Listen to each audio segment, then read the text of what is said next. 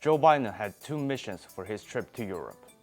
Show the world that America is back and, in his words, rally the world's democracies. Did it work?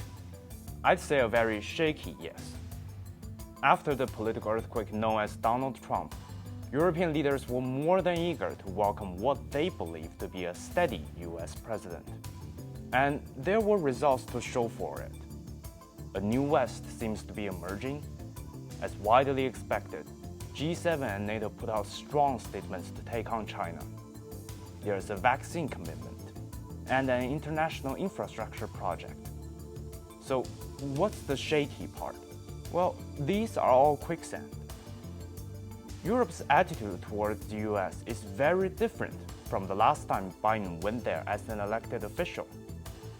I believe Belgian Prime Minister Alexander De Croo gave the best summary of it.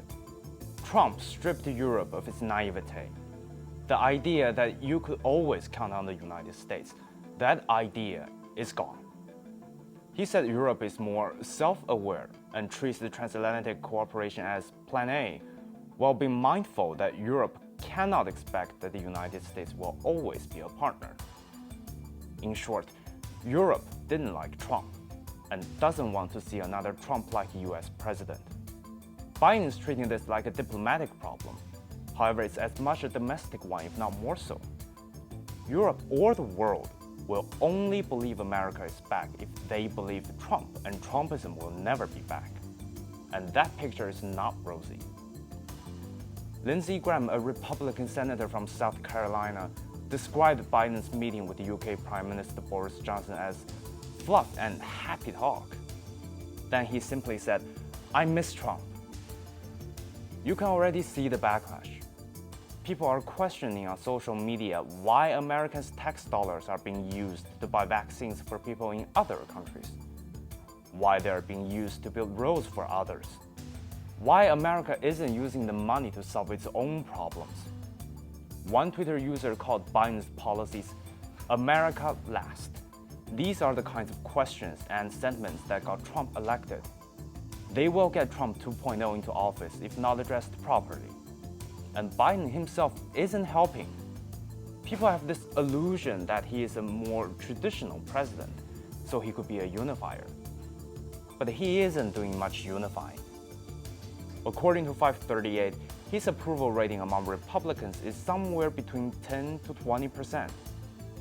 And he has a very high disapproval rating among them. Just look at this.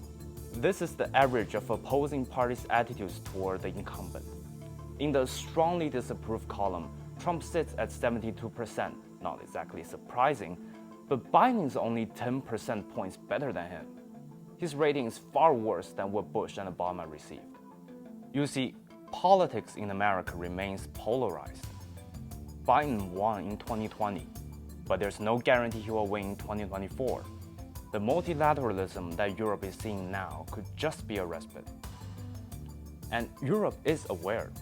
French President Emmanuel Macron insisted at G7 that Europe will retain its independence when it comes to building a relationship with China. He said the policy is to neither vassalized by China nor to be aligned on the subject with the United States of America. Independence. That's more than enough to show what the new West is shaping up to be.